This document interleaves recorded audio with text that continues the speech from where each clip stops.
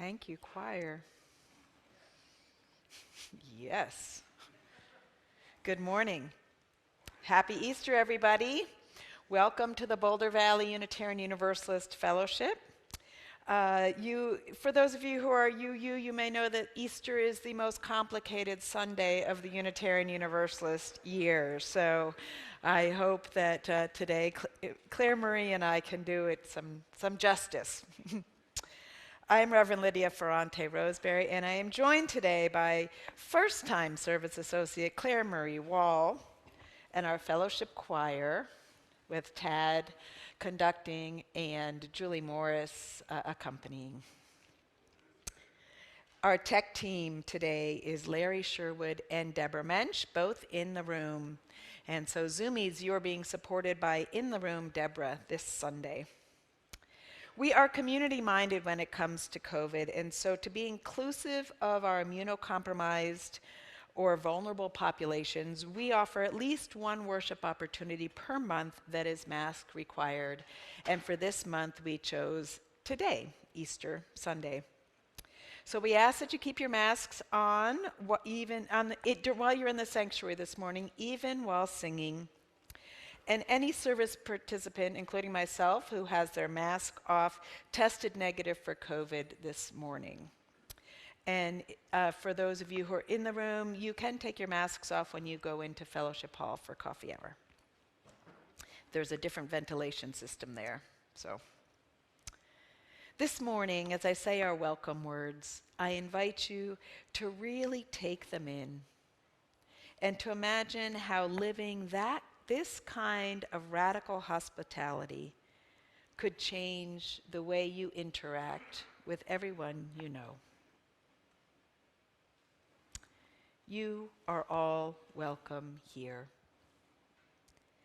In all the beauty of languages, cultures, skin tones, shapes and sizes, gifts and challenges that come together in your uniqueness, you are welcome.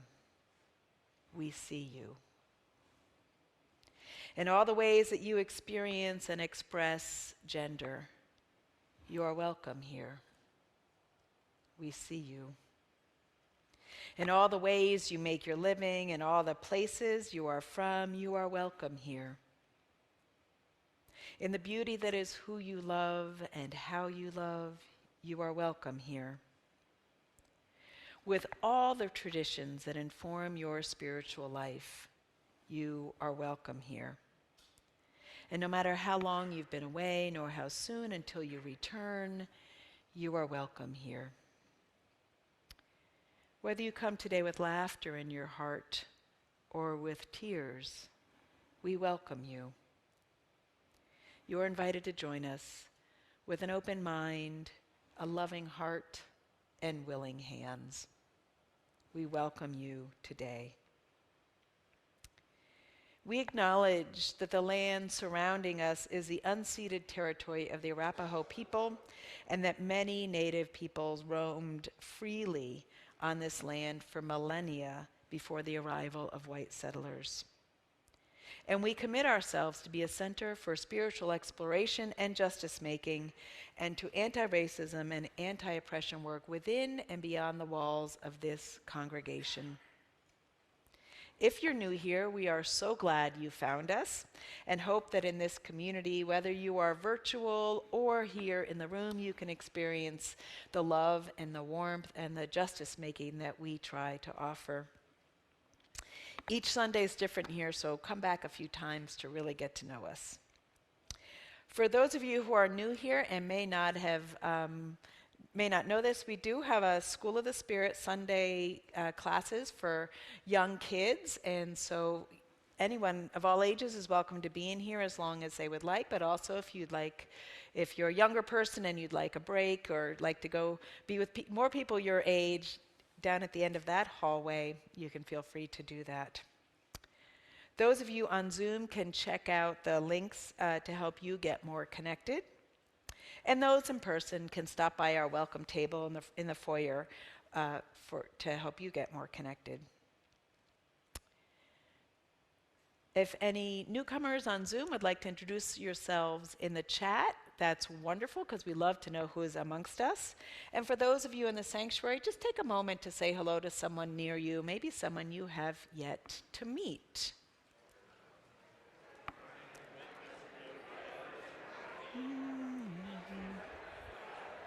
Yeah.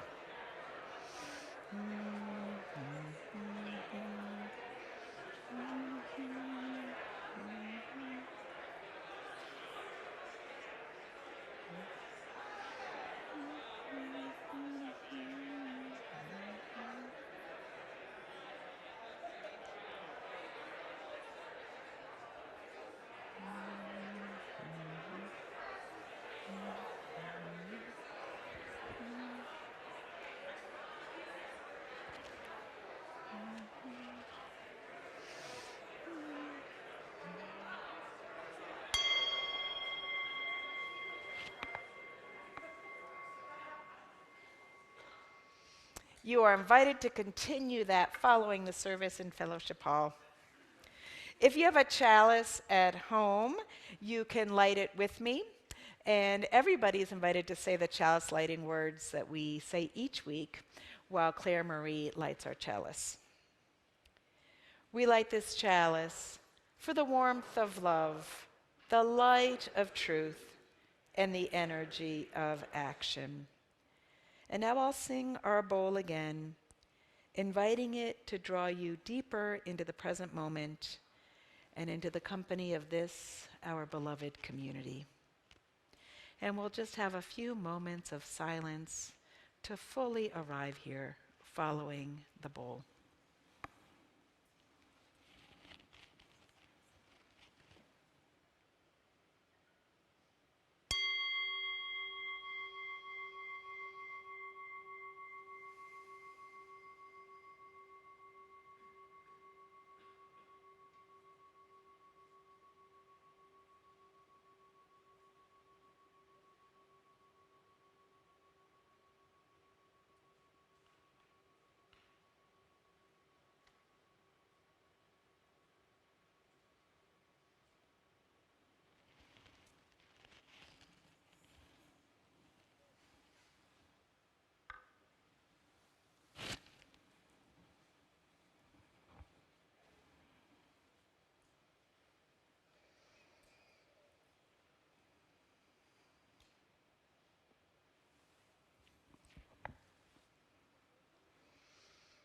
Throughout the Christian world, there has been a whole week of preparation for this day, Easter Sunday. Actually, there's been 6 weeks of preparation.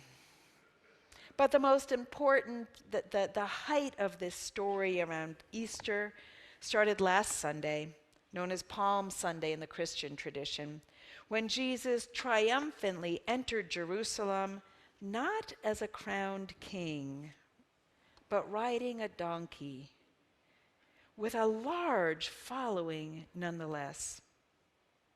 This act symbolically upended the power structures, proclaiming that a new Judaism actually, was empowering and giving dignity to the disinherited within the cruel Roman Empire. Jesus did so not by following the rules, but he created beloved community outside of the structures of empire. Holy Week progresses into the Last Supper, a Jewish Seder, when Jesus is betrayed. And then by Friday, it culminates in his trial and crucifixion. And then, of course, comes Easter Sunday, when the story goes he is missing from the tomb and presumed resurrected. Now, Unitarian Universalists, the quintessential sect of optimistic, progressive religions, have often wanted to skip the cruelty of the execution of Jesus and move right into the joy of Easter's message of new beginnings and the like. But Holy Week, and indeed the 6 weeks of Lent leading up to it, they're a journey a manifestation of the very real ups and downs of the human condition, with joyful celebrations and bittersweet moments that don't turn out any way that we thought they would, with shock, grief, and despair, with denial and betrayal, and yes, finally, with the promise of renewed hope. So today, we're not going to skip the messiness, but we're not going to skip the messiness and jump right over into the celebration. Instead, we will be journeying together through the finality of loss, the depths of grief that paradoxically are necessary for hope to be rooted in reality. Come, let us journey together.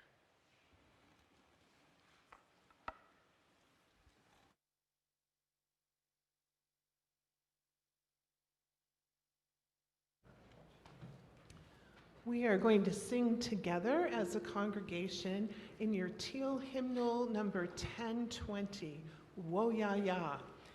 And I think once we start singing it, you'll see how it pertains. So we are going to sing this along pretty much as written, all the way to the last page, and then we're going to get funky on you. And we're going to jump back to the part where it says it will be hard, because if it's hard, we should say it twice. And then we're going to skip to an end, so just follow us and sing whatever that you'd like. So if you would rise in body or spirit and join us in singing Wo Ya Ya, 1020 in the teal hymnal.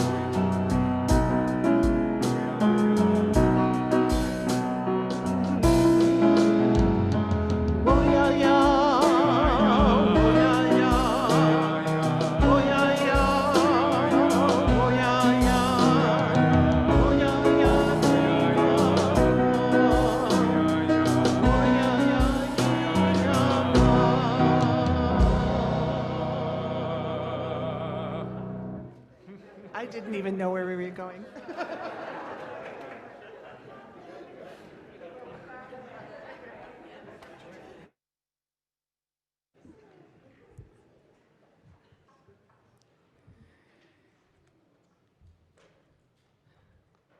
When I was a child, Easter was about decorated eggs, chocolate bunnies, and a new Sunday bonnet.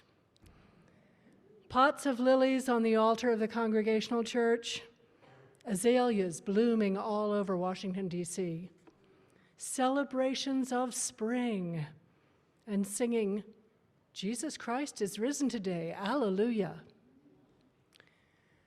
Much later, in 1992, I was teaching in London when I dropped into a Palm Sunday sermon given by Reverend Judith Walker Riggs in Rosslyn Hill Unitarian Chapel. In her usual bold, shocking way, she shared the Unitarian beliefs about Jesus' humanity. She talked about how she needed, quote, the real story, the story about a man who was not God dispensing miracle cures, but a person facing suffering and death. She said, "There's something missing for me in the traditional Easter hoopla, even the way Unitarians sometimes do it. Springtime, rebirth, leave something out. Jesus was not a crocus. He didn't turn back into a bulb. He died, killed. That's what happened." Listening to her words in a 300-year-old dissenting chapel, I became a Unitarian. Realizing that the Easter story could never have a happy ending for me anymore. That was okay with me. The Jesus story is the human story. We live, we joy, and suffer, and we die. I could live with that. In the past several years, watching my beloved partner Gary suffer from cancer and then die, I keep remembering Judith's sermon as I come to terms with the finality of death. She said, Jesus was not a crocus. And Gary is gone too. He's not coming back. No one does. 2,000 years of Christian theology have told a different story in which personal suffering and the pain of loss are only temporary. That telling of the man Jesus' life and of our human life seems unhelpful to me as a recovering Christian and inadequate to me in my own grief. In short, I ask the question, what can Easter mean to me as a Unitarian Universalist? And for me just now, thinking about resurrection, even as a useful metaphor, is not enough unless I first honor the truth of Jesus' political execution in a violent time and the inevitable reality of death.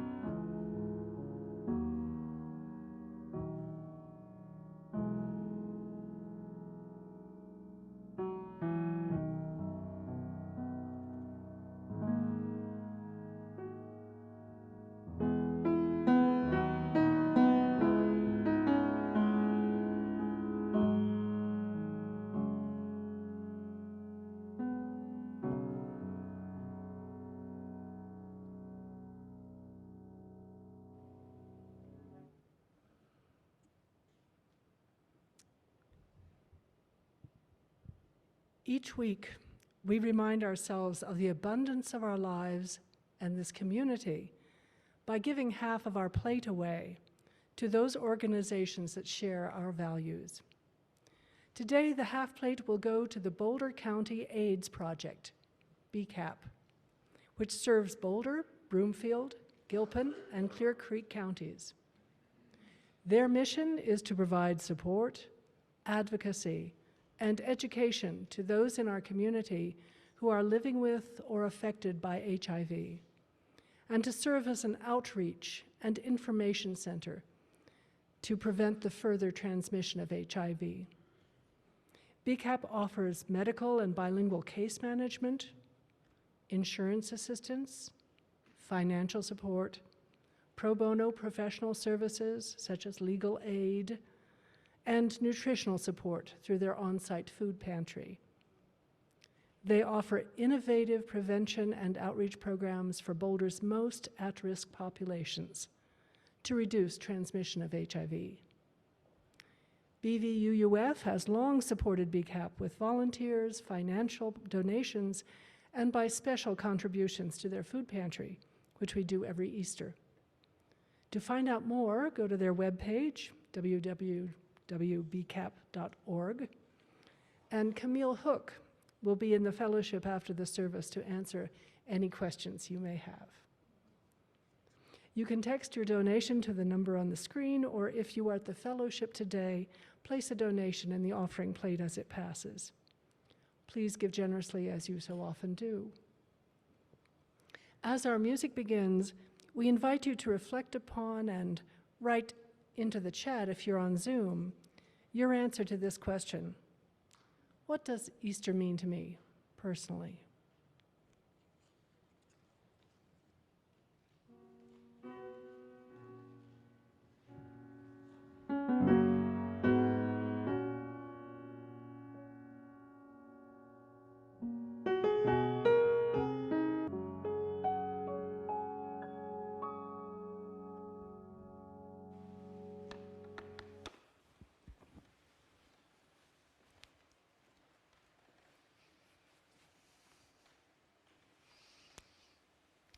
For the work of this fellowship, which is bringing love, reason, compassion, and justice into the world, and for the work of the Boulder County AIDS Project, whose compassionate care and advocacy is working with those with HIV, we dedicate our offerings.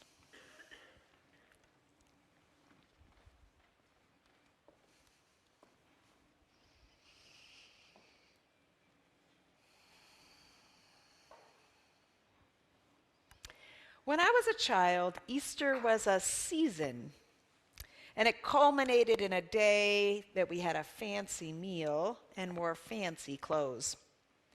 Being raised Catholic, I would spend the days before Ash Wednesday wondering what I would give up for Lent. I can remember giving up chocolate as a younger child.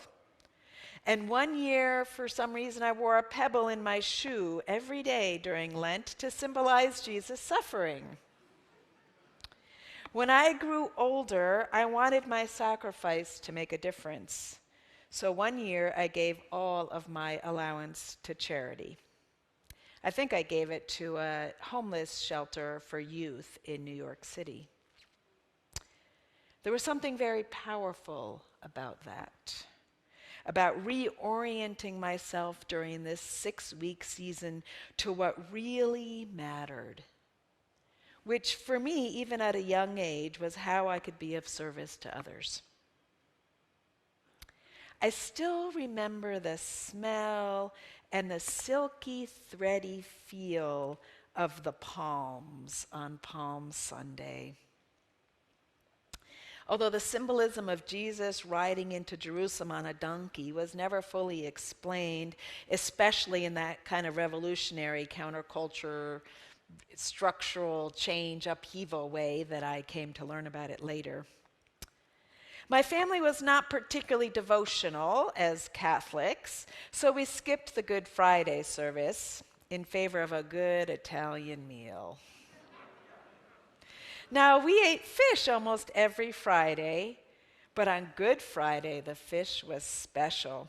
It was often a zuppa di pesce, filled, ironically, with shellfish, clearly missing the fact that this whole ancient scenario took place during Passover, that the Last Supper meal was actually a Seder, and a shellfish stew sopped up with good, crusty bread would not have been on the Passover menu. The Easter Sunday service had a pomp and a circumstance, more pomp and circumstance than any Mass during the year. It was one of the few times of the year that my suburban Catholic church used incense. And I can still remember that smell too. And I often got a new dress to wear on Easter Sunday.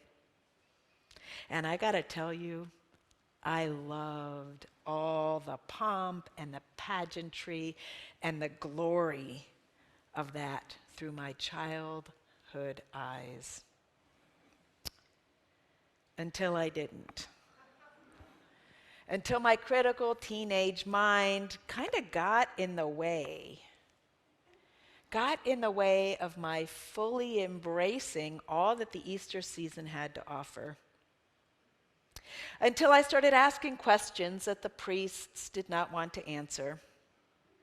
Now, everything in the language of my Catholic upbringing, the prayers and the way the gospel was explained, assumed a literal interpretation of the stories. So I too tried to understand them literally, and once I had more of a critical mind, consciousness, it fell short. Now, of course, many Christians still maintain a literal interpretation of the gospel stories, but many, maybe even most, I dare say, do not.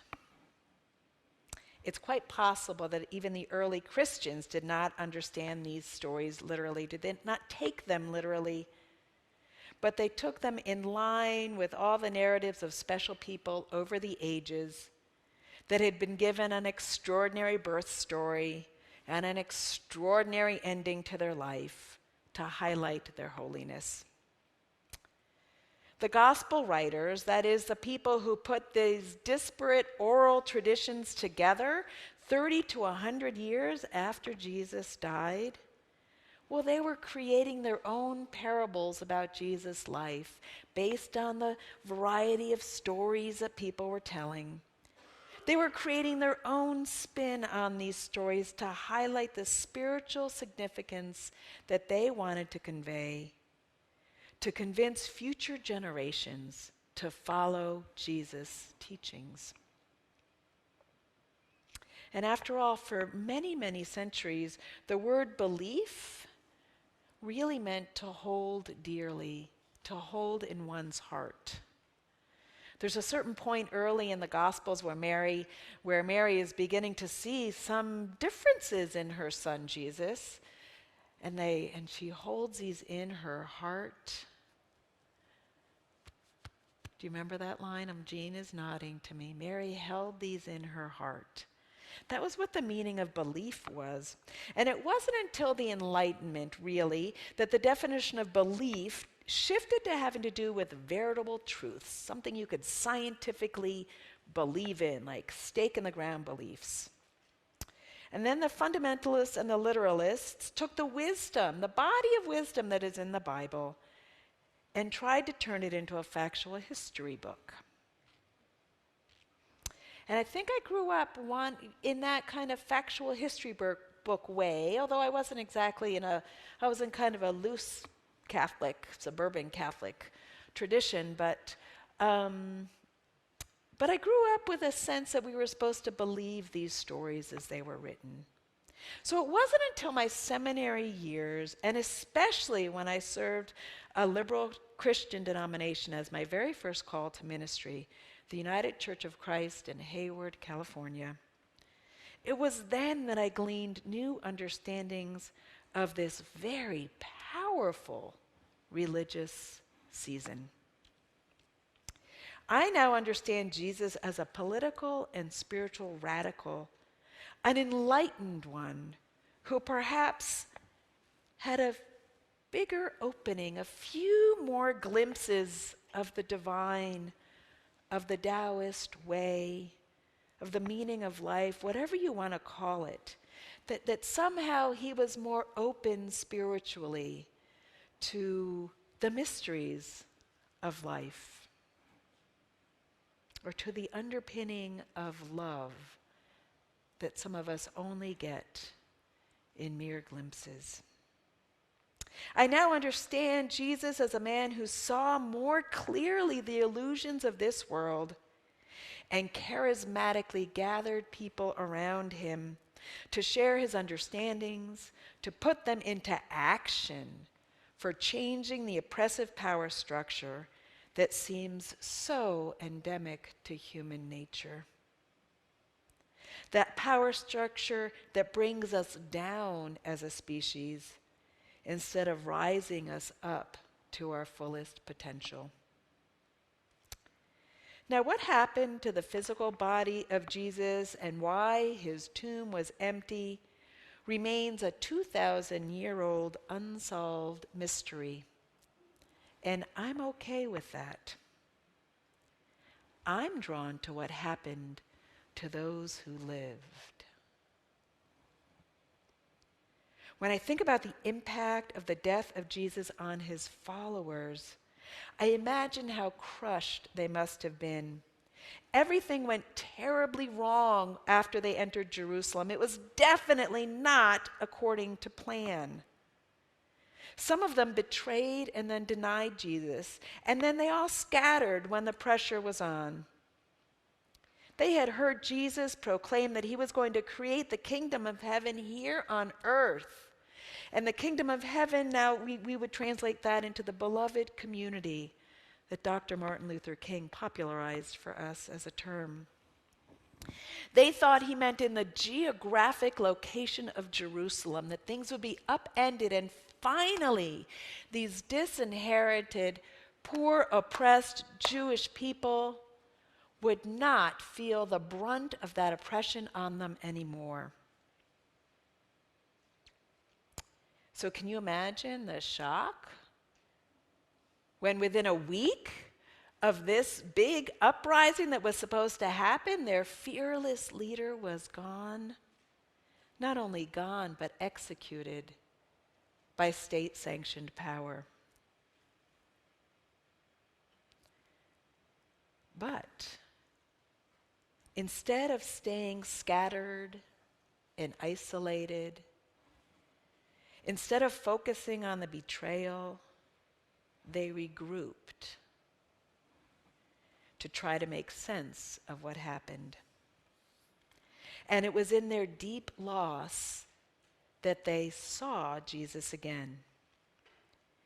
Unitarian religious educator Sophia Lyon-Fahs talks about these moments like this. The people who followed Jesus were brokenhearted after he died. As these men and women gathered day after day in each other's homes, they began to recall the wonderful experiences they had had with Jesus. They told one another the times when Jesus was wise and the times when he was kind and how his anger served to upend injustice. The very tone of Jesus' voice and the look on his face would come back to them so vividly, it was as if he was with them again. Some of the people had dreams in which Jesus seemed so real that the dreamers couldn't tell whether they were actually awake or asleep. Have you ever had dreams like that? They declared positively that they'd seen Jesus again and that he'd even talked to them. The rumors then spread that Jesus had actually come out of his tomb, that 2 of his disciples had seen him, and that several of the women had talked with him. And they could see him for only a few moments, and then he would mysteriously disappear again.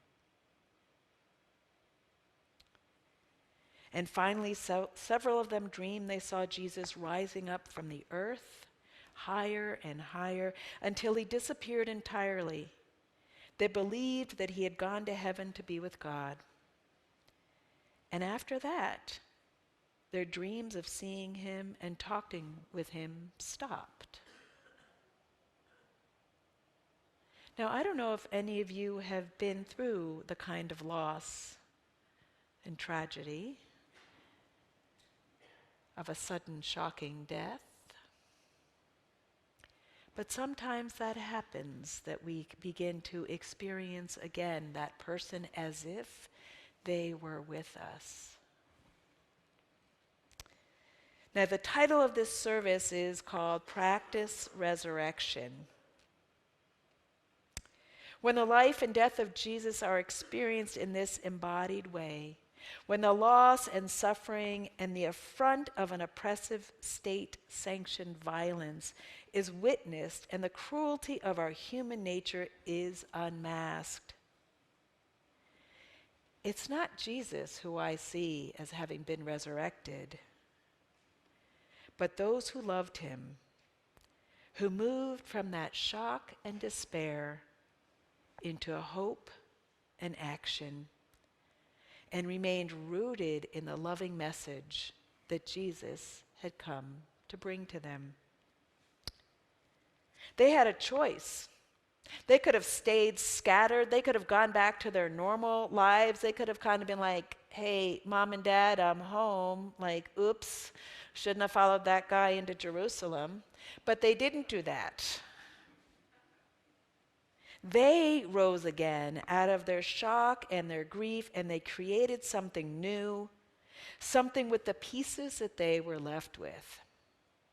Now, granted, I am not naive enough to see that something new didn't end up into another empire that ended up creating a lot of pain, oppression, and destruction.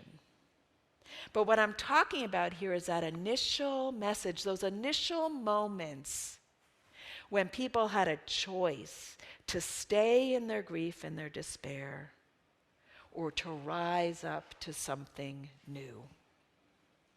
Rob Eller Isaacs, the minister and mentor, my minister and mentor, reminded us every Easter that Jesus died as a man and rose as a community. That makes so much sense to me. For me, the Easter story is incomplete without the weeks leading up to it, without the sacrifice, without the looking at loss and the cruelty of humanity in the eyes, without betrayal and forgiveness, that those things seed our hope and renewal.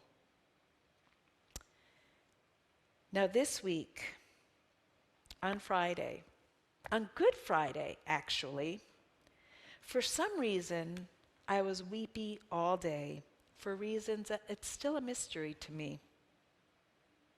I'm not usually like that. I'm usually a pretty upbeat person and I can ride with the flow of life. But it was like my usual filters that get me through the day were missing. Perhaps it was the erosion of democracy, the blatant racism playing out in Tennessee when black representatives were removed from the state legislature for attending a pro-gun safety rally, or the devastating tornadoes that are yet another sign of climate change that seems so out of my control. Perhaps it was the aftermath of visiting with my mother last week and witnessing her slowly fading away with dementia. Or the relentless worry of parenting a struggling teen.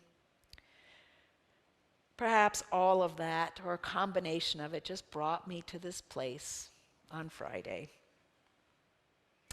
Somehow the pain of the world had me in its grip all day long, and I literally just cried and cried and cried. It was unlike me. But early in the day, when I saw this was going to be what my day was like, I just put things aside and let it happen, decided not to try and push through it, but just let the tears come. I never lost faith that I'd be okay if I gave in to these feelings of despair. But just in case, I reached out to some of my trusted Christian friends and let them know that I was hanging out with Mary on this Good Friday and deeply feeling the suffering of the world. And yes, by Saturday, I was back to my normal self again, feeling held and tethered by community and able to experience the joys of life again. The whole thing really was a mystery to me, and it just kind of happened that way. It was clearly a quick turnaround that's atypical in many ways of the journey of suffering and recovery from loss that accompanies so much of the world's pain. But it was clear to me, what was clear to me was that even though I was experiencing the sorrow of the world, I remained tethered in a community of love through my family, through my friends and colleagues that I reached out to, through this congregation that I knew would help me rise again if it happened that I could not do it on my own. I know not everyone feels this way in their moments of despair. And perhaps this is why my calling to a life in service that I can pin back to those Lenten days as a child brought me into a life of service in community.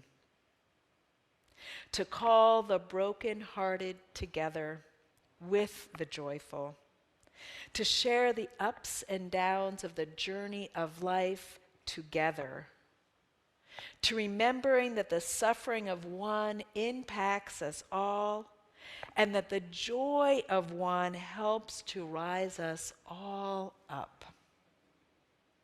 To be able to look at death, to look at political and religious oppression, to look at the mass shootings, domestic violence, the climate crisis, to look all of it in the face for the ugliness and cruelty that does exist side by side with the beauty and the joy and the fascination and the wonder of life. To name and feel the suffering and to still find our way through, often with the help of others. That's what I call practicing resurrection. We are called to do it again and again, as none of our lives are immune to suffering, and each of us needs the help of others to get us through. So let us rise. Let us rise as a community of love again and again, calling in those who most need the accompaniment of love and amplifying the joy that is also ever present in this world. May this be our promise and our prayer each and every day. Blessed be. Amen.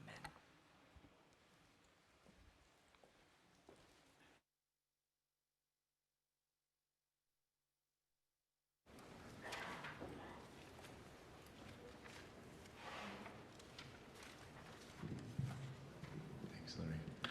We have another song we'd like to sing for you. When the Light of Morning Breaks. So beautiful. I mean, what Lydia's reflection today. And this song, to me, particularly speaks to those moments when we find ourselves in the root of despair or grief or mourning. And I don't know, I mean, personally, when I find myself in those moments, you sometimes forget that there's anything but that. And sometimes you don't know what to do to get out of it.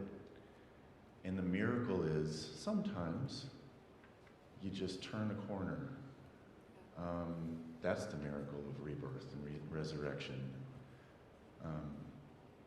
When suddenly, maybe your brain chemicals realign a little differently, and the sun comes out again. You're like, oh my God, thank goodness. So that's what this song is about to me. when the light of morning breaks.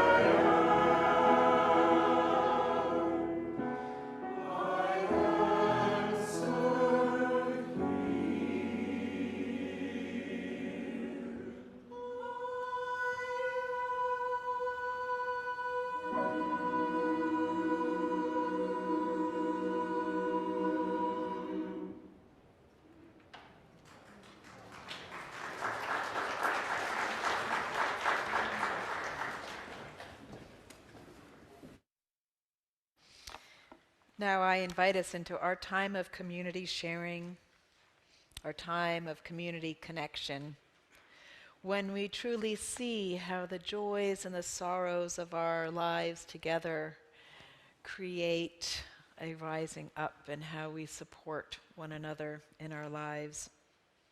If you're on Zoom and you'd like to share a joy or a concern, you can type it into the chat, and I will read those at the end, and Claire Marie will put a stone into our waters for you. Those of you in person who would like to share a joy or a concern can come forward on this side, briefly share what's in your heart today, or you can just put a stone in silence if that is your preference.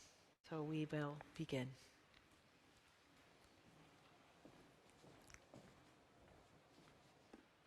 Would you please put 2 more stones in for me? One is for the people of Syria, the people of Israel, the people of Ukraine, and all the people in the war-torn areas of the world today who are just living a life of fear and suffering that I can't even imagine, having never lived with bombs, the threat of bombs every day. And the second one is for all the joys and concerns that remain in the silent sanctuary of our hearts, knowing that even in our silence, we are bound together in the web of life.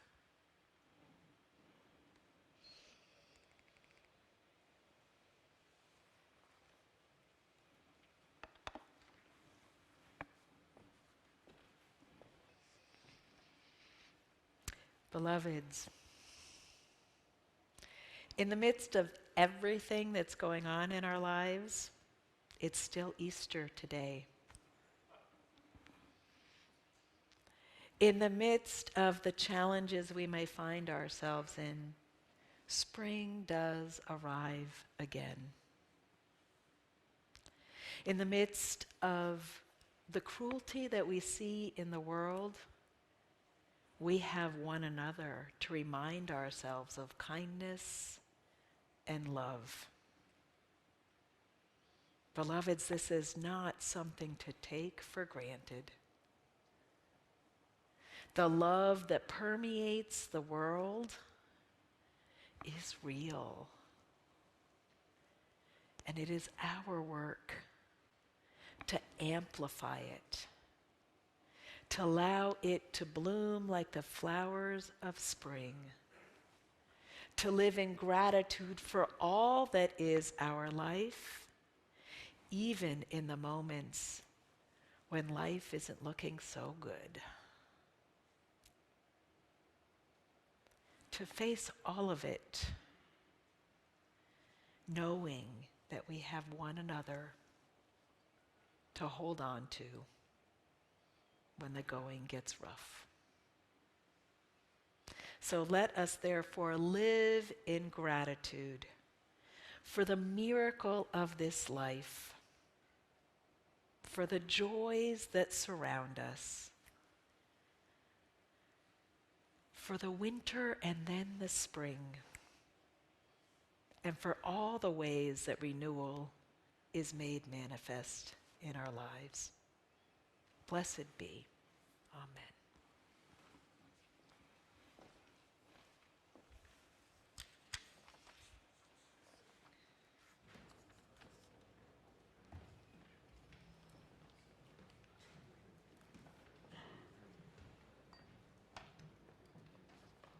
We are going to have an opportunity to sing about the beauty of the earth. But don't get your hymnals out because that's not the tune we're going to sing. We're going to teach you a new tune. So Clara is going to start. We're going to practice here with you to teach you each one of the parts. So Clara's going to sing this part. For the beauty of the earth, for the splendor of the skies, for the love which from our birth over and around us lies. It's one note. You guys can do that. Yeah. And Clara's going to sing that all the way through. So then I am going to come in and join her on Grateful we raise, grateful we praise, grateful we raise, grateful we praise. And then Daniel. Source we raise, hymn of our praise. Source we raise, our hymn of praise. Now I dare you to outsing that. Okay, so we're going. You'll see us come in, but honestly, if at any time you can sing any of those, and we'll just celebrate the beauty of the earth. Oh, and there's going to be a key change. Okay. Yeah, here we go. If you would like to rise and join us. Oh yeah, that too. I got you. Here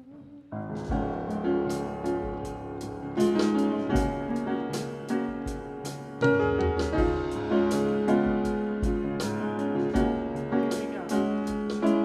For the beauty of the earth, for the splendor of the skies, for the love which from our birth over and around us lies, for the beauty of the earth, for the splendor of the skies, for the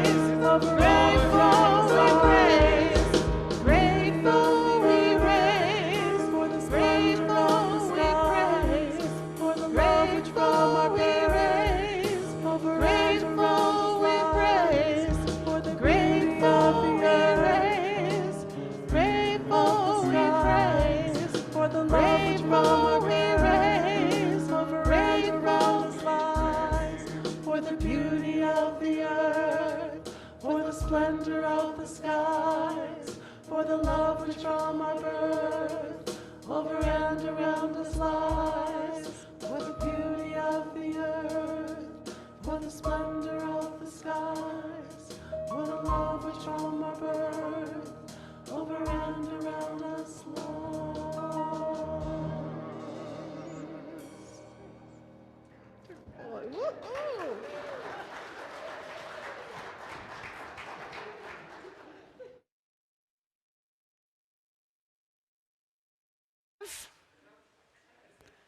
One announcement today. Yay! So, first, well, it's going to be two. You'll notice we are putting more of the announcements, we're going to put them on the screen.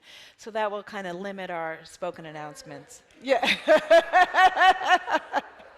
But there is a second announcement related to that. The Path to Membership class that was scheduled for next Sunday, April 16th, is being moved to a Zoom-only class on Saturday, April 29th from 10 to 11:30. So you can sign up at the welcome table, or if you're on Zoom, there will be a link in the chat shortly. And now we will extinguish our chalice.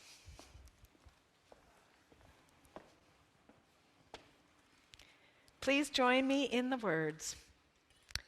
We extinguish this chalice, but not the warmth of love, the light of truth, or the energy of action. These we carry in our hearts until we meet again. Let us go forth, praising the beauty of the earth, bringing forth the love and the renewal that is so necessary and joyful for us to live fully as humans. Blessed be. Amen.